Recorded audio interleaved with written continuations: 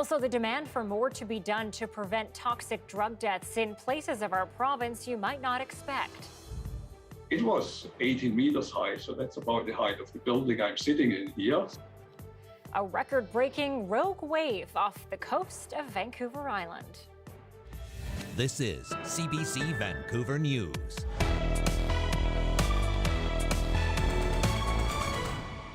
We begin today with tension along the Canadian border in Surrey, where protesters against health measures have been set up for days. RCMP say they've received several noise complaints from loud horns. And as John Hernandez reports, one business owner says she's even been threatened. The signs, flags, and loud horns have become a staple at Surrey's Pacific Highway crossing since Saturday. Protesters against COVID-19 health measures have crowded this complex, much to the dismay of some business owners. We had people trying the doors with the children inside. The staff were starting to feel uncomfortable. Sandra Christian and April Simons run this childcare center where operations have been disrupted. Right at 6 when we closed, we had parents trying to pick up, and they were literally blocked in by protesters. So. Last night, she even received a threatening email after she raised concerns over some of the protesters' behavior. Where it said, "What kind of idiot builds and runs a daycare on the highway by the border? Quit your whining about things." So I'm all about a peaceful protest. I don't actually care. Do your thing. But please don't infringe on our families, our children, and our business. Our staff are feeling threatened. With tensions mounting, RCMP say they've received a number of calls this week. Some neighborhood residents say they're also fed up. I think it's absolutely scandalous. Yeah, there's people dying, there's people getting sick, and they don't give a monkey's damn. I think it's very disruptive to what's going on. People have their rights, but they're not respecting the rights of others. But these protesters say they aren't going anywhere and that they've been peaceful. You asked for 2 weeks, we gave you 2 years. Like I get it, but we're ready to, we want to get back to normal here. A number of trucks passing by honk in support, while some owners in this complex voice solidarity. At this point, all of these mandates need to be lifted. It's super inconsistent and it's really hurting small businesses, especially my yoga studio. So I'm all for them. A divisive cause that can be upsettingly disruptive for those caught in the crossfire. But the crowd here is expected to grow larger over the weekend. John Hernandez, CBC News, Surrey. Now in Ottawa, police say they've been able to get nearly 24 truckers linked to the Parliament Hill protests to leave town.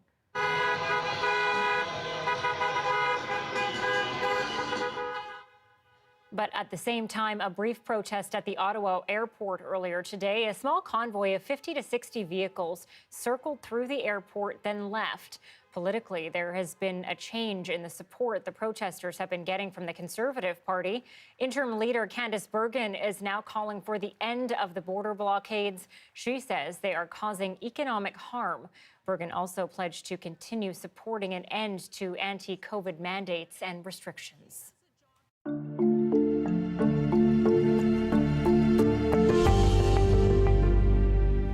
A nightclub in Prince George has been ordered to close after defying COVID health orders last weekend. Lambda 2022, baby! No mask! No mask!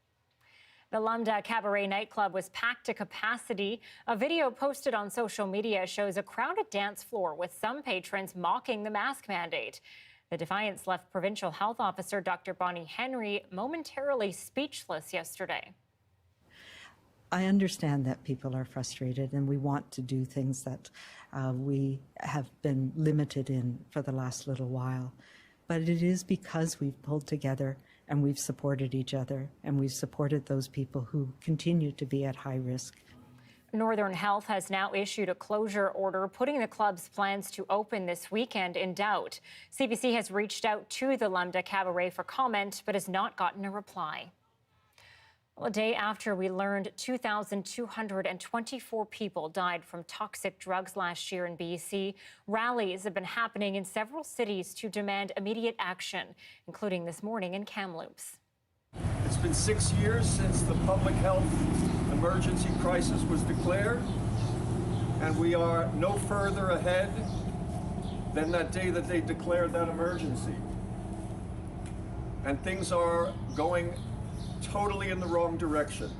Members of the group Moms Stop the Harm gathered outside the office of MLA Todd Stone, but their anger is directed at all levels of government. The rally in Kamloops ended with a few people laying down on the ground for 77 seconds in memory of everyone who died last year. A missing person has been found after nearly 3 months of surviving in the bush. Logging workers are credited with finding Bear Henry, who was reported missing on Vancouver Island. The 37-year-old hadn't been seen since late November. It's not entirely clear how Henry managed to survive in the woods all that time. Henry has now been reunited with their aunt.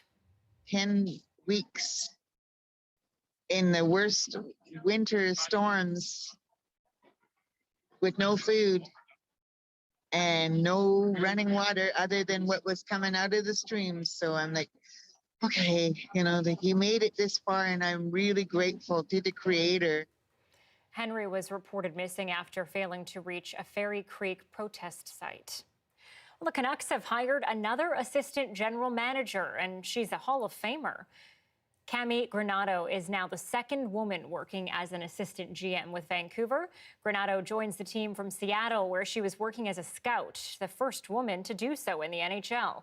Before that, she was a longtime member of the U.S. women's team, captaining them to gold at the 1998 Olympics. She's also their all-time leading scorer and was elected to the Hockey Hall of Fame in 2010.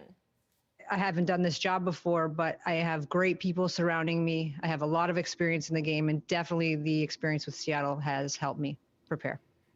Granato, who already calls Vancouver home, will oversee the player development department and amateur and pro scouting department. A man has been killed in Langley. His body was found early this morning in an area of farmland just north of the U.S. border. It's not clear how he died, but police say it doesn't look like an accident. The Integrated Homicide Investigation Team is hoping to speak with anyone who may have witnessed anything unusual or anyone with dashcam video. And a man has died from injuries he got in a shooting Tuesday night in Surrey.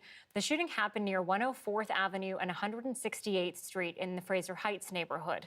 The other victim remains in serious condition in hospital. Police say it was a targeted hit connected to the ongoing gang conflict in the Lower Mainland. Well, the effects of border blockades are being felt in the U.S. as well as here in Canada. Federal and state officials are weighing in with worries about trade and the economy. And as the CBC's Mukta Gebrselassie tells us, there are security concerns about similar protests starting in the U.S. People in the U.S. are paying attention to what's going on in Canada, with some supporting the truckers and others criticizing them. Then there's the growing concern of how this is already affecting workers and industries here in the U.S. As we know, the Ambassador Bridge is crucial for trade between the two countries. The blockade has already led General Motors to cancel a shift yesterday and another one today at a plant in Michigan because of a shortage of parts. And that is reigniting discussions of the importance of keeping jobs in the U.S. On Twitter, Democratic Michigan Congresswoman Alyssa Slotkin said, quote, "We have to bring American manufacturing back home to states like Michigan. If we don't, it's American workers like the folks at Delta Township who are left holding the bag." Meanwhile, the White House is fielding a lot of questions around the protests. Here's what President Biden thinks of the convoy, according to his press secretary. We support peaceful protest, but we have concerns when those protests turn violent. And certainly I think it's important for everyone in Canada and the United States to understand what the impact of this blockage is, potential impact on workers, on the supply chain, and that is where we are most focused. But the White House is also paying attention to warnings that truckers in the U.S. may take similar steps. The Department of Homeland Security said earlier this week that it received reports that truck drivers could be planning to protest here, that a convoy from California to D.C. could possibly take place this month, and that it could disrupt the Super Bowl and President Biden's State of the Union address, which is scheduled for March 1st. Mukta Gebrselassie, CBC News, Washington. A special avalanche warning has been issued for several regions of BC and Alberta. It applies to the Sea to Sky and South Coast inland areas, as well as the Kootenay and Caribou regions. Avalanche Canada says they are concerned about a weak layer of snow buried about 60 centimeters below the surface. With warmer temperatures being forecast, the snowpack could give way with large avalanches. All right, meteorologist Johanna Wagstaffe is here now. And Joe, I gotta say, I spent the morning shooting a story and I was outside the whole time. This drizzle has me cold. It is so cold. I know you were because your producer messaged me for an updated forecast and I said you might need the extra layers. Yeah, drizzle is like a cold blanket, I would describe it as, but it is ending. We are going to see the sunshine very soon. In fact, before the sun dips below the horizon, not out of the question that we could see it today. It is coming. Let me take you through the current temperatures that are a little cooler than where we were at yesterday. 7 right now for YVR. Keep in mind our seasonals for this time of the year, based on recent decades anyway, now up around 8. So a little chillier, and we were quite warm to start off the week.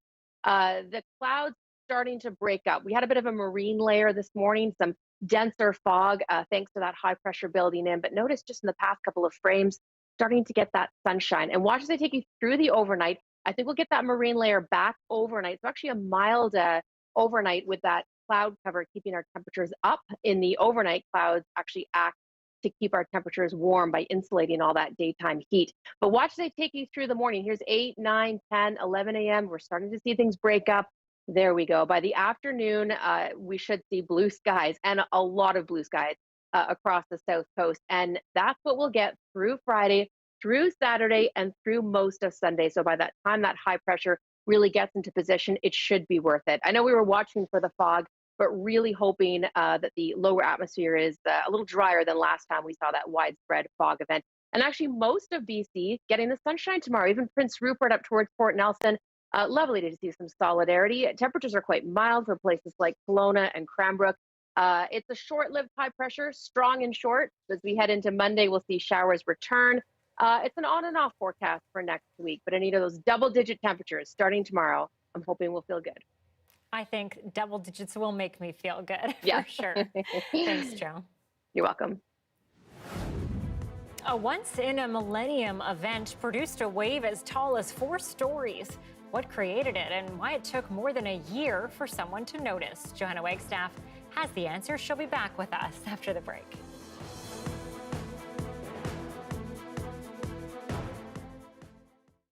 Thanks for staying with us during our commercial-free live stream. We're getting some new insight into a strange chapter of the Cold War era here in Canada. 1970s Soviet disinformation warnings from a defector in Canada have taken on a new meaning on social media. But as Jorge Barrero reports, his family says people are getting his message wrong. You have precious little time to save yourself. A voice from Canada's Cold War past. The danger is real. Come back to life with a popular game. His name was Yuri Bezmenov, a rabid anti-communist Soviet defector. In 1973, he was hired by CBC's Radio Canada International at its Montreal headquarters. The CIA had asked Canada to take him in under the alias Thomas Schumann. He brought microfilms of photos taped all around his body. Tessie Lucena married Bezmenov in Montreal in the late 70s. She recalls being impressed by his obsession to get a message out to the world. He had all that courage to risk his life for almost an impossible mission, to tell the world that communism is horrible. Over 1,000 intelligence records obtained by CBC News show Bezmenov's anti-communist mission created problems for Canadian intelligence. After blowing his own cover, he lost his job at CBC. The first stage of subversion is the process which is called basically demoralization. In the U.S., Bezmenov found an audience for his message. The highest art of warfare is not to fight at all, but to subvert anything of value in the country of your enemy. But eventually faded into obscurity before dying from alcohol poisoning in 1993. What's up, everyone? My name is Gothix. Now his message has found a new audience, reaching millions adopted by the anti-establishment movement. All of the things that this guy just mentioned has been happening in America for the last few months. Every time I post it, people say, man, he was a prophet. He really saw this coming. Bezmenov's warnings about Soviet disinformation repurposed on social media as prophecies about looming tyranny through vaccine mandates and lockdowns. All these people who love him, I think, are disappointing him. Bezmenov's daughter says his words have been hijacked by other agendas. He said the demoralized will not be able to tell the difference between facts and lies, no matter what evidence they are given. And so educate yourself, know how to educate yourself. And it's certainly not going to be on social media. Jorge Barrera, CBC News, Gatineau, Quebec.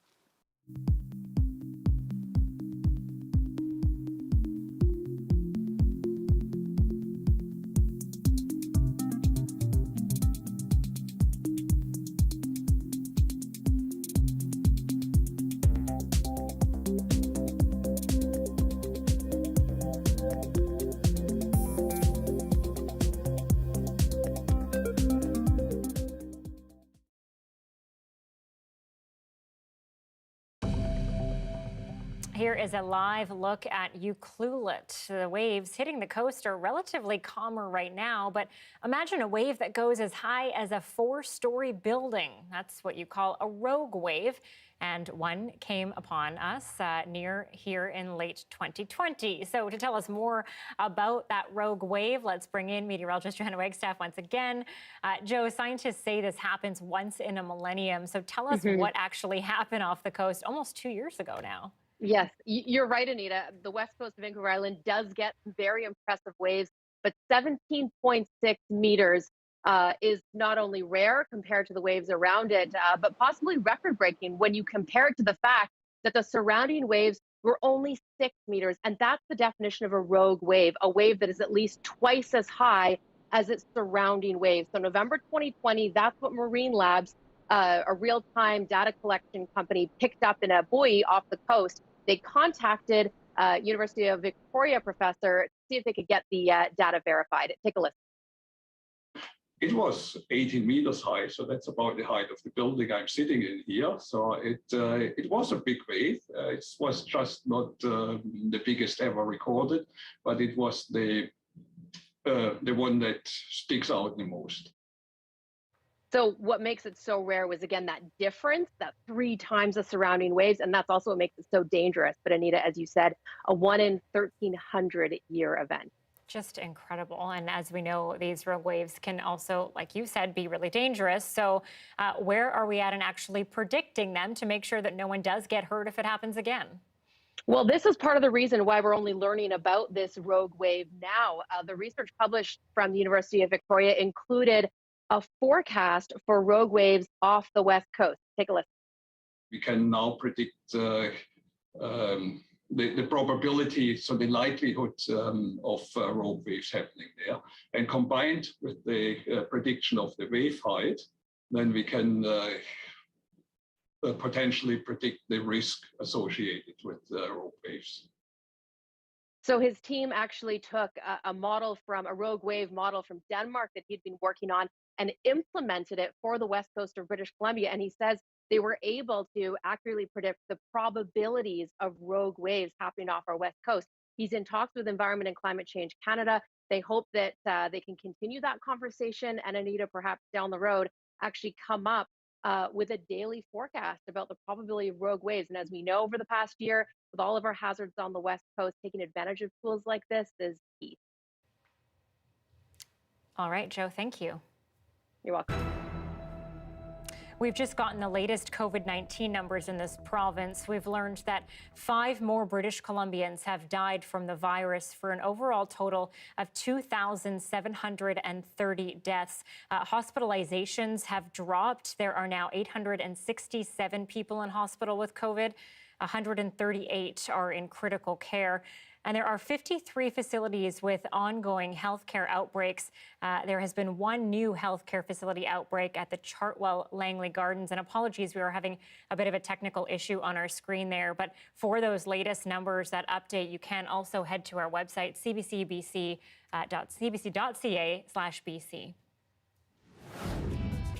He's a big local name who made a big splash in the small Welsh town. 1 year into Ryan Reynolds' purchase of a fifth-tier football club.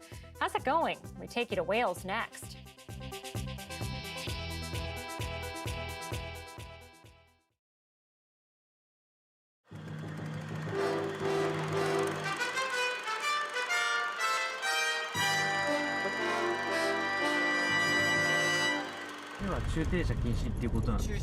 It's their second day in Vancouver, and the crew from Japan's Fuji TV is searching for a story.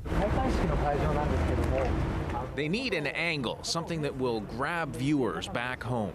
Atsunobu Miura's first assignment: what kind of security does nearly $1 billion buy?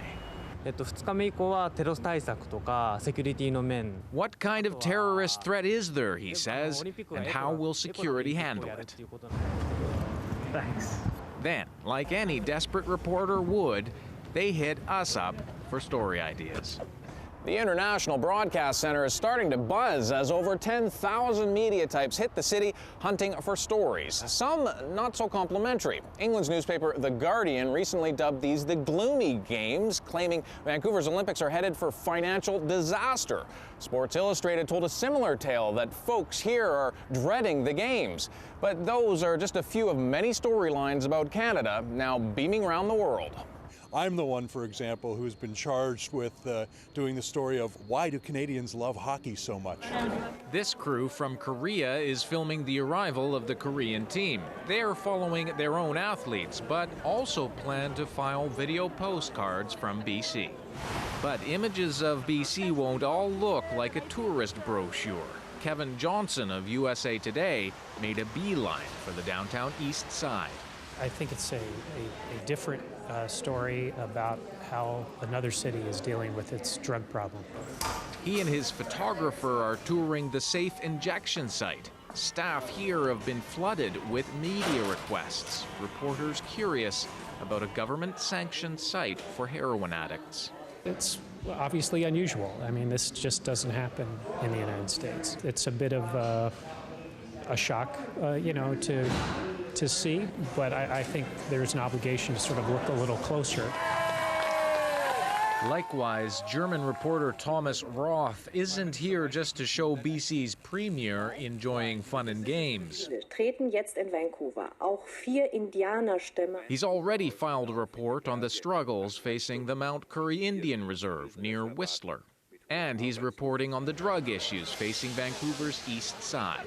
I personally find it's a very sad story, and I realize, not being the first time in Vancouver, that the city is really struggling to solve these problems. But everybody who thinks there's a quick fix for these problems is wrong. A lot of Americans probably don't even know that Canadians are fighting and in many ways dying in disproportionate numbers in Afghanistan. The show that I work for actually wants to make that point, that, we have this ally up there and perhaps we shouldn't ignore them as much as we often do. Canada the good, Canada the ugly. Expect reporters from around the world to leave no stone unturned during the Olympics. Duncan McHugh, CBC News, Vancouver.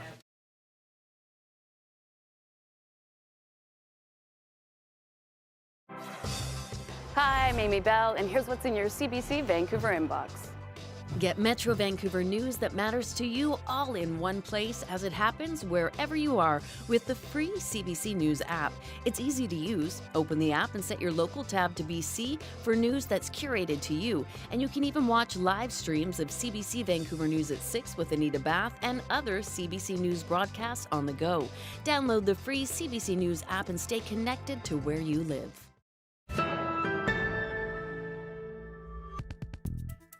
From acting in blockbusters to investing in a mobile network, Ryan Reynolds has grown to become not just a Hollywood superstar, but a big-time entrepreneur as well. It's been a year since he made an unexpected investment in a small-town Welsh soccer club, and Thomas Daigle made the trip to Wrexham to see how it's turned out.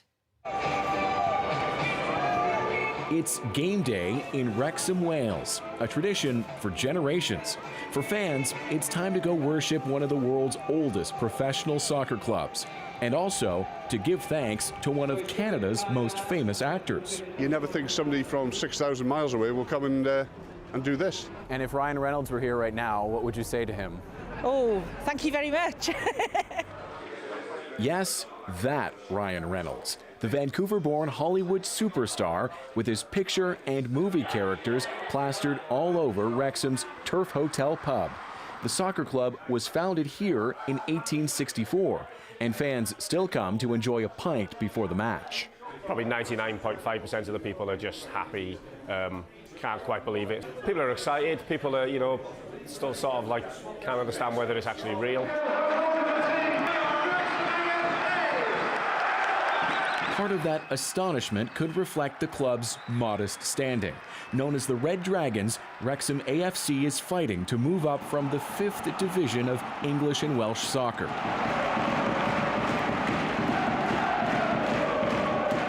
It's been a year since Reynolds and American actor and producer Rob McElhenney stunned the community, buying the club out of the blue. They injected more than $3 million and infused some movie star pizzazz into this working-class town. This is as much a project in investing in the Wrexham Red Dragons as it is investing in the community of Wrexham itself. So we're really excited.